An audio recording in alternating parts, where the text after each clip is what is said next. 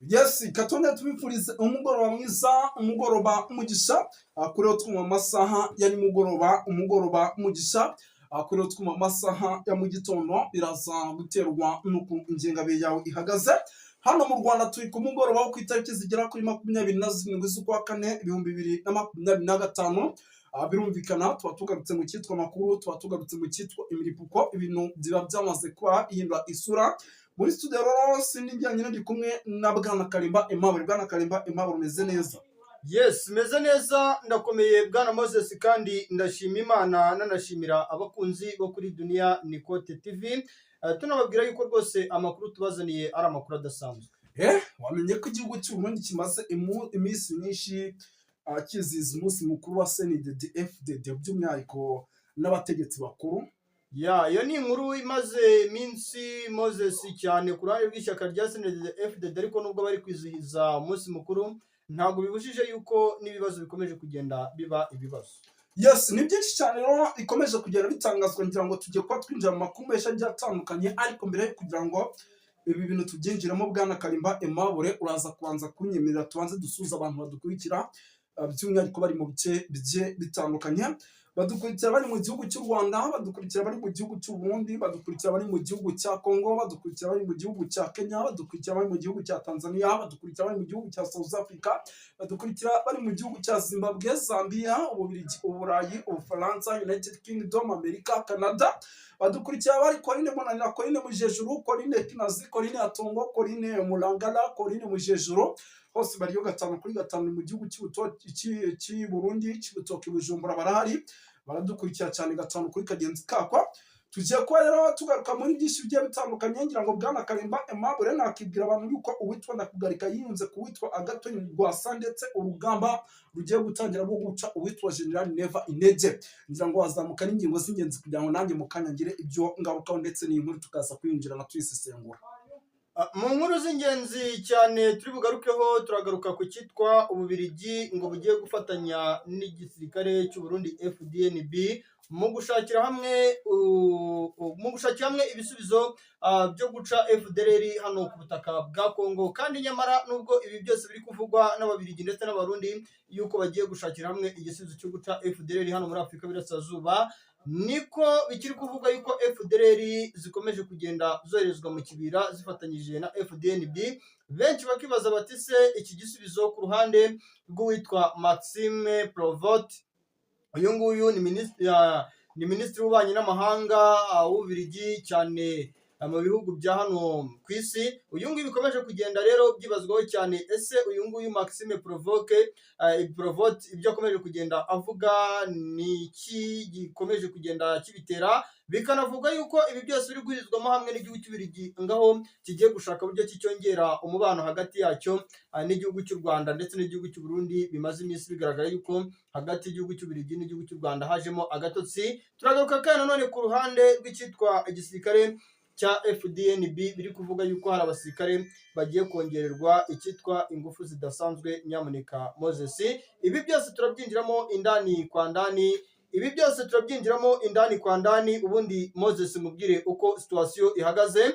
Turagaruka kandi nanone ku ruhande rw'icyitwa Ubufaransa, bivuga yuko bugiye kohereza abasirikare mu gihugu cy'u Burundi, ngaho bagiye kongerera abasirikare imyitozo cyane imyitozo njyarugamba cyane kuri bano basirikare ba parakomando cyane. Kandi Bwana Moses, muri abasirikare b'amarine bo mu gihugu cy'u Burundi ngo ntabwo bafite imyitozo ihagije, nyuma yuko Abarundi ku munsi w'ejo bundi baguye mu kiyaga cya Tanganyika. Moses, Yes, birumvikana no 5 kuri kagenzi kako, tugiye kuba tubiva imuzi n'imuzingo, ariko kandi tubikomozaho. Kugira ngo hari inkuru hano ndi kureba yanditswe ku Gihe igaragaza yuko rwose ngo abanyekongo benshi ngo batakambiye Perezida Paul Kagame ngo bamusaba kurekura uwitwa General Rankunda. Ariko se ubundi uyu mugabo bavuga hari ubwo bundi ari mu Rwanda? Ntabwo ari mu Rwanda. uyu Rankunda ni ukuvuga ngo nta kindi kintu abanyekongo bavuga. Rankunda rega buriya nubwo banavuga cyane Moses, uyu ni umugabo ushyigikiwe na benshi cyane ku ruhande rw'igihugu cya Congo. Yego, nubwo umunyepolitiki yavuga we avuga mu rurimi rwe cyangwa mu myumvire ye, ariko Rankunda ntabwo ari umugabo muri buriya. Yes, ntabwo ari umugabo ku ruhande rwanjye, ariko wowe ku ruhande rwawe sinzi uko wabisobanura. yes oya ntabwo ari umugabo uba ariko ni ibintu biza gusa ibivuga yuko acumbikiwe n'igihugu cy'u Rwanda ho naho bihuriye Moses.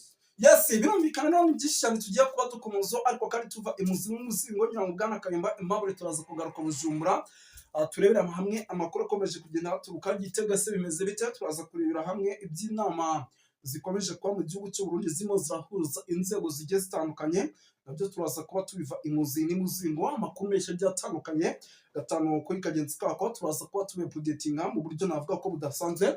Gusa mbere yo kugira ngo twinjire muri ibi bintu kamanze mvi muzi n'umuzingo iyi nkuru yo mu Munyekongo witwa Manzi Patrick watakamiye Perezida Paul Kagame ngo amusaba kurekura Generali Nkunda cyangwa se Laurent Nkunda umaze igihe afungiye mu gihugu cy'u Rwanda. Nkunda rero w'imyaka 58 y'amavuko yabaye umuyobozi mukuru yabaye mu buyobozi bukuru bw'imitwe ya FDLR na RDC mbere yo gushinga iyo bita CNDP. Yabereye rero umuyobozi mukuru yabaye umuyobozi mukuru mbere yuko atabwa muri yombi. Iyo CNDP rero niyo yavuyemo M23 kugeza ubu iyobowe n'uwitwa General Sultan Makenga. Kuri ubu rero imyaka imaze kuba 3 hafi n'igice iriya ntambara n'ingabo za leta ya Kongo za leta ya RDC n'ubundi bahanganye. Muri Mutarama rero mwaka w'2009 nibwo Generali Laurent Nkunda yatawe muri yombi n'u Rwanda ubwo yageragezaga guhungira mu karere ka Rubavu kuri imyaka igera kuri 16 afatiwe mu Rwanda ngirihiritse. Manzi rero mu ibaruwa ifunguye yandikiye Perezida Paul Kagame yagaragaje ko kuva mu mwaka w'2009 Generali Nkunda atabwa muri yombi atahemye gutanga agahenge ndetse no kugaragaza ikinyabupfura. Ati kuva mu mwaka w'2009 Generali Nkunda yagumye mu Rwanda muri iyo myaka yose yerekanye kwitwararika ubwihangane ndetse nubaha cyane ubuyobozi bwawe, ashyira ahazaza he mu maboko yawe yuje ubwenge ndetse anizera ubushobozi bwawe. Uyu Munyekongo rero yavuze ko kuba ari generali mu busanzwe wavukiye i Rucuru muri Kivu y'Amajyaruguru amaze igihe kirekire acetse bitavuze ko ntacyo yabikoraho ko ahubwo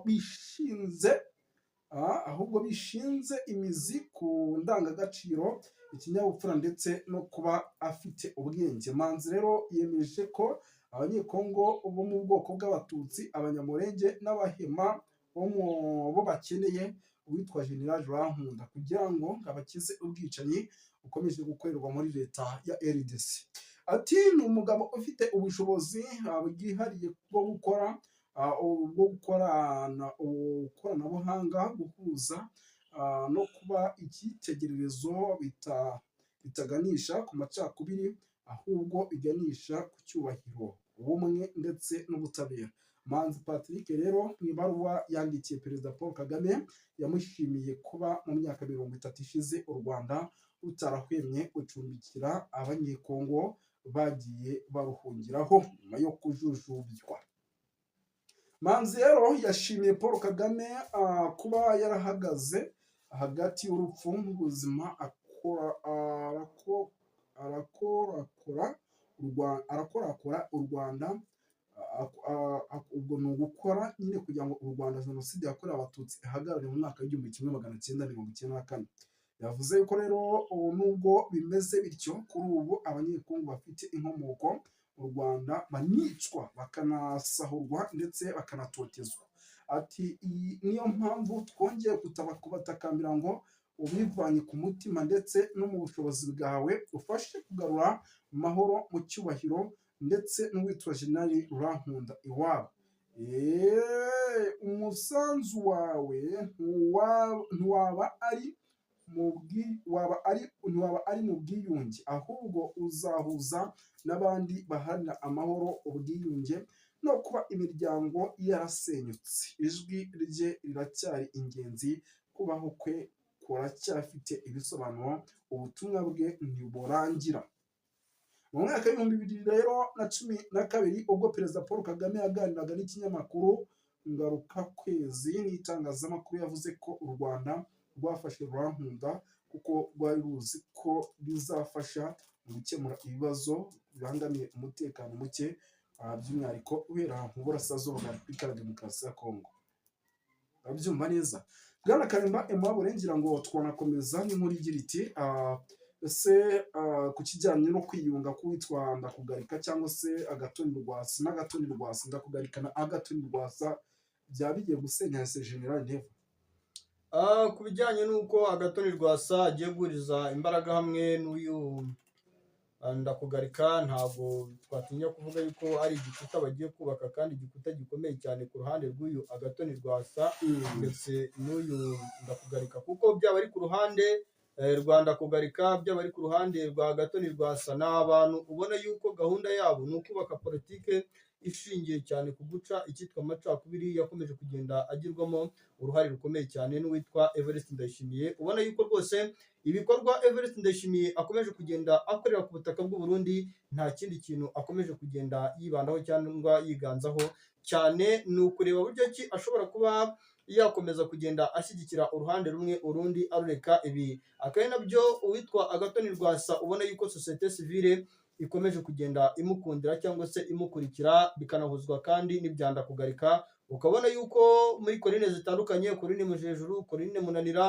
muri karitsiye zitandukanye, ugiye hariya mu bice bya hariya mu Kamenge, ukikoza hariya za Cibitoki, ukikoza mu bice bitandukanye bya hano mu gihugu cy'u Burundi, usanga icyitwa abaturage bashyigikiye cyane uyu Agatoni Rwasa ndetse na Ndakugarika ku kigero cyo ku rwego ruri hejuru. Nakubwiye yuko ufashe Ndakugarika ugafata Agatoni Rwasa ku izanisha, nibuza 60% bashyigikiye bano bagabo kuruta uko bashyigikiye Evariste Ndayishimiye. Uretse cya gitugu Evariste Ndayishimiye ayoboje abaturage b'igihugu cy'u Burundi, ariko nta kindi kintu bwana Moses sinakubwira uyu Evariste Ndayishimiye yitwaje, uretse yuko byose nyine abaturage nta kintu bakora. Kandi bimigarukaho cyane nkubwira ukuntu Evariste Ndayishimiye abaturage bahariya mu Kirundo bamunenga bavuga bati iyo yadusuye nta kindi gitekerezo aduhereza, nta n'indi nama tugira, ni ukutubwira yuko tugomba kuba maso umwanzi wenda kudutera. Ibi byose rero abikora mu rwego rwo kugira ngo aduhume maso, akomeje asahurire mu nduru umunsi ku munsi, dore yuko uno muperezida yashyizwe ku rutonde rw'abaperezida ba mbere hano muri Afurika y'Iburasirazuba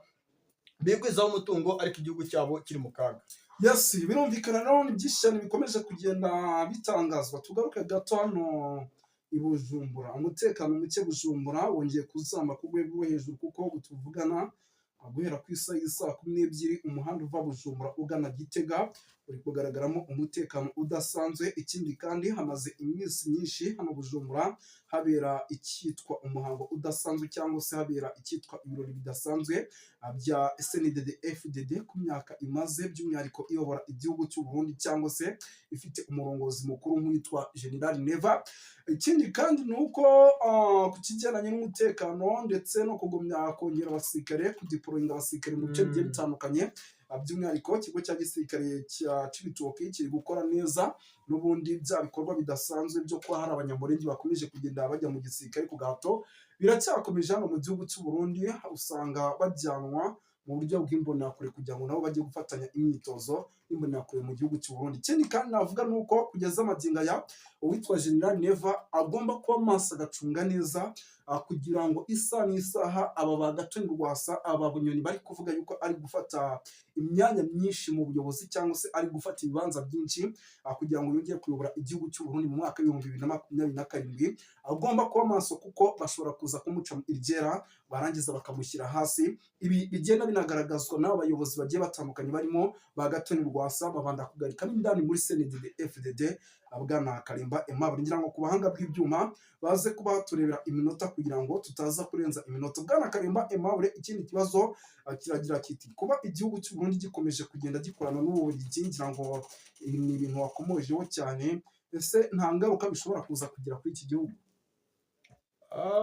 Ku ruhande rw'igihugu cy'u Burundi cyane kuba kiri gukorana n'urubyiruko rw'imbonerakure, kuba igihugu cy'u Burundi kirimo kirakorana n'Ububiligi cyane muri ino minsi. Ku ruhande rw'Ububiligi ntago twavuga yuko bishobora guteza ingaruka mbi, dore yuko cyane bamwe mu banyepolitike harimo abadepite b'igihugu cy'u Burundi bavuze yuko mu gihe igihugu cy'Ububiligi cyaba gicanye umubano n'igihugu cy'u Rwanda, igihugu cy'Ububiligi kikegama ku ruhande rw'igihugu cy'u Burundi, ibintu bishobora kuzateza ikibazo gikomeye kiri ku rwego ruri hejuru, kuko bashobora kuba bakora buri kintu cyose gishoboka kugira ngo inzira y'urwango igihugu cy'u Rwanda gifitiye igihugu cy'Ububiligi noneho ishobore kuba yaba inzira yo kugaragaza yuko nibuze igihugu cy'Ububiligi gishaka kwihorera giciye mu gihugu cy'u Burundi.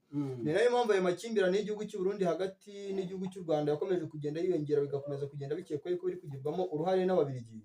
Ariko byagiye bigarukwaho cyane n'abanyepolitiki batandukanye, bavuga rumwe na Evariste Ndayishimiye, abatavuga rumwe nawe. Igihugu cy'u Burundi gisa naho n'ubundi gikomeje kugenda gihumuka cyangwa se kivuga kiti nyamara ibi bintu nitutabirebera hamwe bizaduteza ikibazo, nubwo bivugwa yuko ubu ngubu igihugu cy'Ububiligi ngo noneho cyageze gutya rwose kigaca ku witwa Yoweri Kaguta Museveni uyoboye igihugu cya Uganda, basaba yuko rwose ashobora kuba yaba umuhuza ukomeye hagati y'igihugu cy'Ububiligi n'igihugu cy'u Rwanda, kugira ngo barebere hamwe buryo ki umutekano ushobora kuba waba mwiza hagati y'igihugu cy'Ububiligi n'igihugu cy'u Rwanda, noneho imikoranire ikagaruka mu buryo bwa diplomasi bitandukanye. Ariko nanone bivuga yuko igihugu cy'u Burundi nacyo ngo igihugu cy'Ububiligi ngo cyabagiriye inama yuko bareba buryo ki aba FDL bariyo bashobora kuba babohereza mu gihugu cy'u Rwanda, ariko ibi byose bigaca amarenga yuko ari bwa buryarya bw'ibihugu byo mu burengerazuba bw'isi akenshi bivuga, ariko gukora bikaba bikeya. Ubwo n'ibya hagati y'u Rwanda n'igihugu cya Repubulika ya Demokarasi ya Kongo byo ntitwabifata nk'uburyarya se? N'uburyarya bukomeye cyane.